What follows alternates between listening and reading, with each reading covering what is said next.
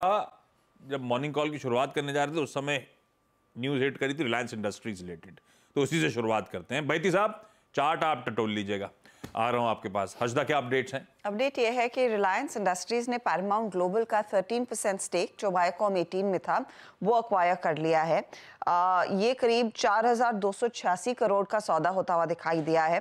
रिलायंस ने अपनी regulatory filing में कहा है कि इस एक्विजिशन के बाद रिलायंस की इक्विटी स्टेक जो वायाकॉम 18 में है वो बढ़कर 70.49% पर हो जाएगी on a fully diluted basis. इस समय ये स्टेक करीब 57.48% है जो primarily compulsory convertible preference shares के जरिए रिलायंस होल्ड करता है। तो रिलायंस का स्टॉक फोकस में वायाकॉम 18 की बात हो रही है तो आप नेटवर्क 18, टीवी 18 जैसे स्टॉक्स भी रेडार पर रखेंगे विद ड्यू डिस्क्लोजर कि जो आप चैनल देख रहे हैं ये नेटवर्क 18 का हिस्सा है। ये चैनल नेटवर्क 18 का हिस्सा है और ओनरशिप रिलायंस इंडस्ट्रीज के पास है, तो स्वामित्व और प्रबंधन वहां पे है। डिस्क्लेमर डिस्क्लोजर्स ड्यू स्क्रीन पे, लेकिन खबर बड़ी। रिलायंस इंडस्ट्रीज बैती साहब कैसा प्लेस्ड है भाई? ये दिग्गज मदद करेगा कि नहीं करेगा बाजार की? आशीष जी, कल गिरावट काफी थी रिलायंस में और मार्केट के साथ इसमें भी हमने देखा सेलिंग प्रेशर बढ़ता हुआ। इन लेवल्स पे नहीं, लेकिन हमारे हिसाब से 2830 का अगर जोन पे ये मिलता है तो जरूर खरीदारी करनी चाहिए विद स्टॉप लॉस जो है 2800 का एक एसएल लगाकर। थोड़ा सा अगर आज वोलेटिलिटी में कहीं डिप पे मिलता है तो इसे जरूर ऐड करना चाहिए। रिलायंस इंडस्ट्रीज डिस्क्लेमर फिर से स्क्रीन पे दिखा दीजिएगा भाई। चर्चा इसलिए हुई क्योंकि खबरों में था। दूसरा इंपॉर्टेंट आईटीसी, कल बहुत चर्चा करी, पिछले 3 दिनों से लगातार बातचीत हुई थी, कल फाइनली वो ट्रेड हो गया। उसके आप डिस्क्लोजर भी शाम को सामने आ गए। भाई बेचा किसने वो तो आवाज के दशकों पहले से पता था, खरीदा किसने, कौन कौन से नाम सामने आए और वो भी पता है। वैसे कल सुबह बताया था एक्सक्लूसिव के तौर पे कौन कौन खरीदार आएंगे, वही निकल के आईसीआईसीआई एमएफ ने सबसे ज्यादा माल खरीद लिया, आईसीआईसीआई प्रू ने। हाँ हजदा अपडेट्स क्या है? तो आईसीआईसीआई प्रू ने करीब 1% हिस्सेदारी खरीदी है कल की उस ब्लॉक डील में और सारे नाम आपके सामने आ जाएंगे। करीब 12.4 crore share ICICI prudential mutual fund ने खरीदे amounting to 1% stake. Government of Singapore ने 0.73% हिस्सा लिया है। बोफा सिक्योरिटीज यूरोप ने करीब 0.16% यानी कि 2 करोड़ शेयर खरीदे। सोसाइटी जनरल ने भी करीब 2 करोड़ शेयर खरीदे हैं कल के इस बड़े सौदे में। यहाँ पर मॉर्गन स्टैनली एशिया सिंगापुर का भी नाम आया, 1.5 करोड़ की शेयरों की खरीदारी इनकी तरफ से हुई। सिटी ग्रुप ने करीब 1.5 करोड़ से ज्यादा शेयर खरीदे हैं। बाकी 22 करोड़ शेयर लगभग 1.78% तक की हिस्सेदारी कुछ और इन्वेस्टर्स के हाथ लगती हुई दिखाई दी है। तो हाथों हाथ दरअसल आईटीसी के शेयर को कल लिया गया। हाथों हाथ लिया गया। विंडो खुली नहीं 8:45 पे, 8:46 पे अपडेट आ गया था, सारा ट्रेड कल्मिनेट हो गया है, तो हाथों हाथ बिका है। 4.5% कल आईटीसी मजबूत था इन लार्ज ट्रेड्स के बीच में। खैर क्या इस पे मानस चार्ट्स पे कैसी पोजीशनिंग कल के सेशन के बाद? तो अब कन्विक्शन बढ़ रहा है क्या? ऐसा लग रहा है कि थोड़ा तेजी और तूल पकड़ सकती है अगर बाजार सपोर्टिव रहा तो? देखिए ये सही है कि अगर सपोर्टिव रहा तो बिल्कुल तेजी बढ़ सकती है, लेकिन ध्यान रखिए कल ओपनिंग के बाद स्टॉक फिसला है और 200 डे मूविंग एवरेज के ऊपर सस्टेन नहीं हो पाया है। तो मेरे हिसाब से अगर आपके पास लॉन्ग पोजीशन है तो आप बने रहिए। 20 डे मूविंग एवरेज जो कि 113 के आसपास है उसके नीचे स्टॉप लॉस लगाइए, लेकिन फ्रेश खरीदारी करंट लेवल्स पे नहीं, फ्रेश खरीदारी करेंगे 430 रुपए के ऊपर। अगर 430 के ऊपर सस्टेन करेगा तभी यहां पर फ्रेश लॉन्ग बनाने चाहिए। ओके, ये है आईटीसी की कहानी। आगे बढ़ रहा हूं। यस बैंक सुबह सुबह रडार पे क्या अपडेट? यस बैंक पे गावसर के पास, गावसर आता हूं। यस बैंक जरा टटोल के रखिएगा आप, क्या अपडेट्स हैं इस पे? कल तो 8-9% उड़ गया। हाँ, आज अखबारों में खबर आ रही है और ये खबर आवाज के दर्शकों के लिए नई नहीं होगी आशीष, क्योंकि यही खबर यतिन ने आपको आई थिंक 8 फेब में कही थी कि यस बैंक में जो एग्जिस्टिंग बैंक को बचाने के लिए एसबीआई और दूसरे इन्वेस्टर्स आए थे वो शायद अपना हिस्सा बेचेंगे, कुछ और प्रमोटर्स की तलाश है। तो वही खबर दरअसल मिंट में अब छपी है कि एसबीआई, एलआईसी और अन्य दरअसल जो निवेशक हैं वो अपना पूरा हिस्सा बेचते हुए दिखाई दे सकते हैं। बैंक को करीब 20 से 25% ज्यादा वैल्यूएशन की उम्मीद है अपनी करंट मार्केट कैप से। तो करंट मार्केट कैप इनका लगभग 60,293 करोड़ कल की क्लोजिंग पर आ रहा है, उससे करीब 20 से 25% प्रीमियम वो एक्सपेक्ट कर रहे हैं। कुछ बैंक और फाइनेंशियल इंस्टीट्यूशंस जो जापान स्थित है, वेस्ट एशिया स्थित है और यूरोप स्थित है, उनको अप्रोच किया गया है इस ऑफर के साथ। सिटी ग्रुप दरअसल ये सौदा मैनेज करता हुआ दिखाई देगा, तो उनको अपॉइंट करने की भी खबरें दरअसल उस मिंट की रिपोर्ट में आई हैं। उस लिहाज से आज ये स्टॉक फोकस में। लेकिन मैं आपको फिर से बता दूं कि यही खबर CNBC आवाज पर हमने 8 फेब को ब्रेक भी की थी। यस बैंक कल 8-9% गिर गया, 20 रुपए के आसपास कामकाज कर रहा है, 21 रुपए के आसपास। कैसा प्लेस्ड है भाई? टेक्निकली देखा जाए तो टी से एक जोन है, यहाँ पर ब्रेकआउट की जरूरत थी, एक बिला भी था। On a larger term time frame base yes bank एक राउंडिंग बॉटम बना रहा है। अब इसके बाद जब 30 पार कर लेगा तो बहुत अच्छा आपको मिलेगा, बॉटम आउट कंफर्म हो जाएगा। लेकिन लोअर लेवल पॉसिबल है, अगर वहां आता है तो एक 18 16 और 18 का ये जोन है, वहां पर बहुत स्ट्रॉन्ग सपोर्ट जोन है, वहां पर बाइंग आ सकती है। फिर एक अप मूव मिलना चाहिए, लेकिन लगता है कि लोअर लेवल्स में बाइंग आएगी 16 और 18 के बीच। Yes ma'am. 16-18 तो अभी बहुत दूर है, 21 पे खड़ा है ये स्टॉक। थोड़ा सा कॉशियस अभी भी रहना है, तब यस बैंक लोअर लेवल्स पे हो सकता है वापस बाइंग लौटे। सतपुत्र साहब, टाटा मोटर्स या उसका डीवीआर जो ज्यादा बेहतर प्लेस किसी भी ट्रेड के लिहाज से, तब बताइएगा। हर्षदा, टाटा मोटर्स रिलेटेड क्या न्यूज? टाटा मोटर्स के लिए दरअसल अपडेट ये है कि तेलंगाना में I beg your pardon Tamil Nadu में ये एक बड़ा इन्वेस्टमेंट प्लान कर रहे हैं। एक MOU उन्होंने तमिलनाडु की सरकार के साथ साइन किया है। उस इन्वेस्टमेंट के तहत ये एक मैन्युफैक्चरिंग फैसिलिटी तमिलनाडु स्टेट में लगाएंगे। यहाँ पर करीब करीब अगले 5 सालों में 9,000 करोड़ तक का इन्वेस्टमेंट आता हुआ दिखाई देगा। तो इस लिहाज से स्टॉक फोकस में, इनफैक्ट वाहन के रजिस्ट्रेशन के आंकड़े भी आए, जहां पर टाटा मोटर्स पूरे EV स्पेस में 72% तक का मार्केट शेयर होल्ड करता है। उस पर्सपेक्टिव से भी आज स्टॉक वैसे भी फोकस में रहेगा। टाटा मोटर्स रखिए रडार पे। 9,000 करोड़ रुपए खर्च करके अगले 5 सालों में तमिलनाडु में एक नया प्लांट खड़ा करने का मन। पर EV रिलेटेड थोड़े से कंसर्निंग न्यूज़ पेग्स आ रहे हैं हर तरफ से। इंडिया की रिपोर्ट 2023 में EV से ज़्यादा बेहतर हाइब्रिड बिक गई, जबकि EV में सब्सिडीज दी गई थी। उसके बावजूद अब ग्लोबली भी इश्यूज आ रहे हैं, जिसके चलते टेस्ला पिटे चले जा रहा है। EV को लेकर थोड़ा सा यूफोरिया है, क्या है, कंफ्यूजन हो गया है। भाई बहुत तेजी मिली है टाटा मोटर्स में।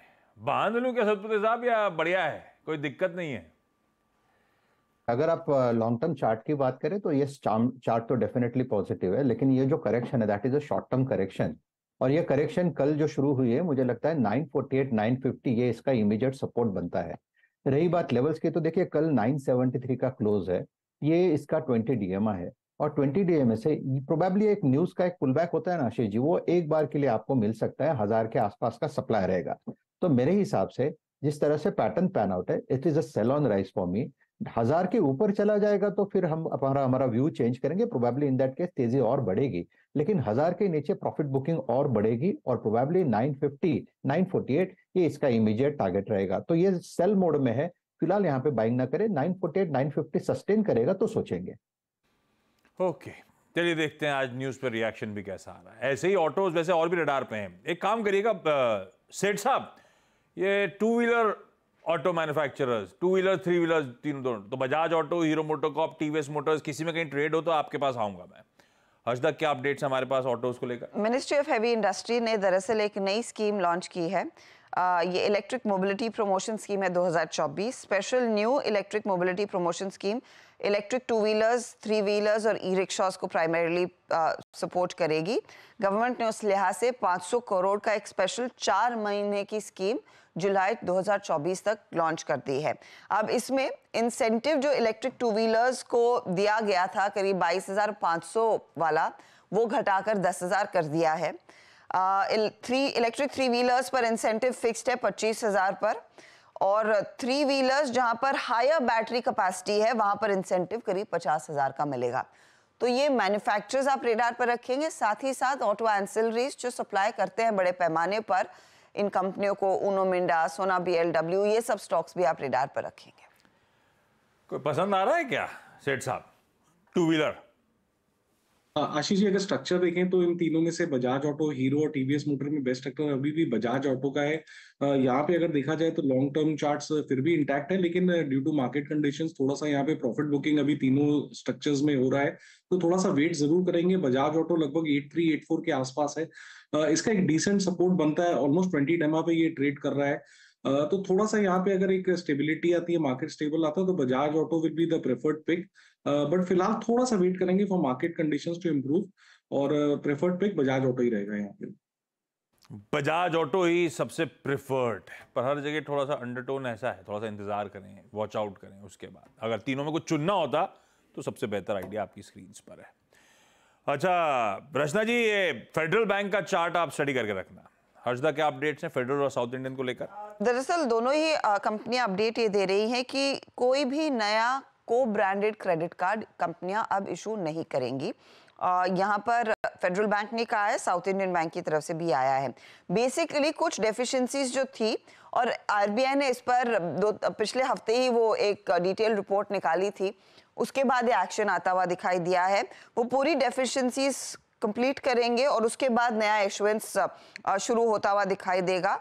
हालांकि जो एग्जिस्टिंग को ब्रांडेड कार्ड्स इशू कर चुके हैं उन कस्टमर्स को ये सर्विस जरूर करेंगे।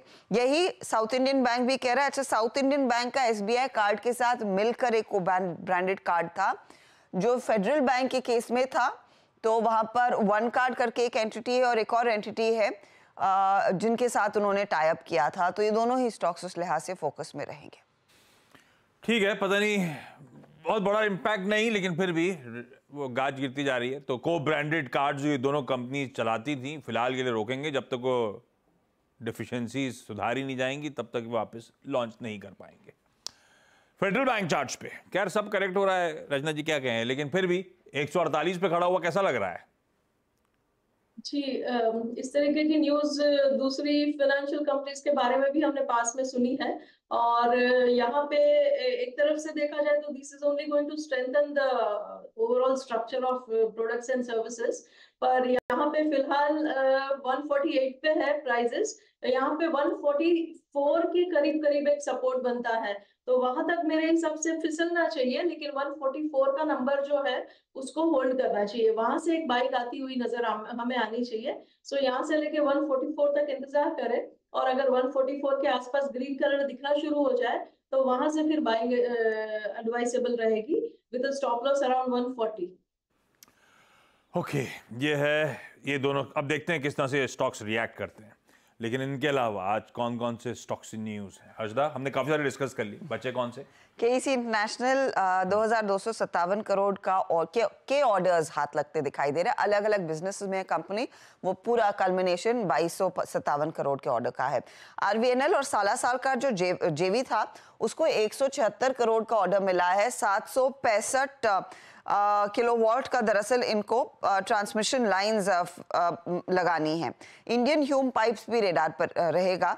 एएमआर इंडिया और शोडा कंस्ट्रक्शन का जो जेवी है उसको एक ऑर्डर मिला है 1137 करोड़ का। उसमें इंडिया ह्यूम पाइप का जो हिस्सा है वो 20% का है, यानी कि इनके हाथ करीब 227 करोड़ तक का ऑर्डर लगता हुआ दिखाई देगा।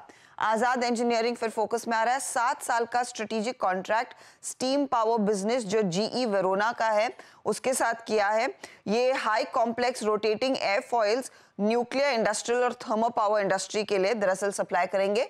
$35 मिलियन का 7 साल का ये प्रोजेक्ट इन्होंने साइन किया है। चोलामंडलम ने करीब 4.5 एकड़ की जमीन डीएलएफ आईटी ऑफिस से चेन्नई में खरीदी है, अमाउंटिंग टू 735 करोड़। तो वो स्टॉक आप रेडार पर रखेंगे।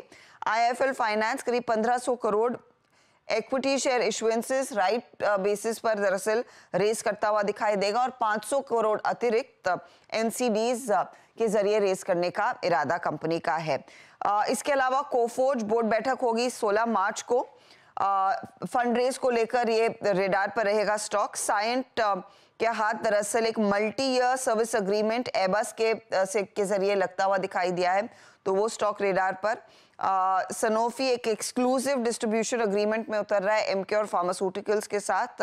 कार्डियोवैस्कुलर ब्रांड्स जो है सनोफी के वो मार्केट किए जाएंगे। ये कुछ स्टॉक्स हैं जिन पर आपकी नजरें होनी चाहिए। ओके, रखिए सारे स्टॉक्स रडार पे।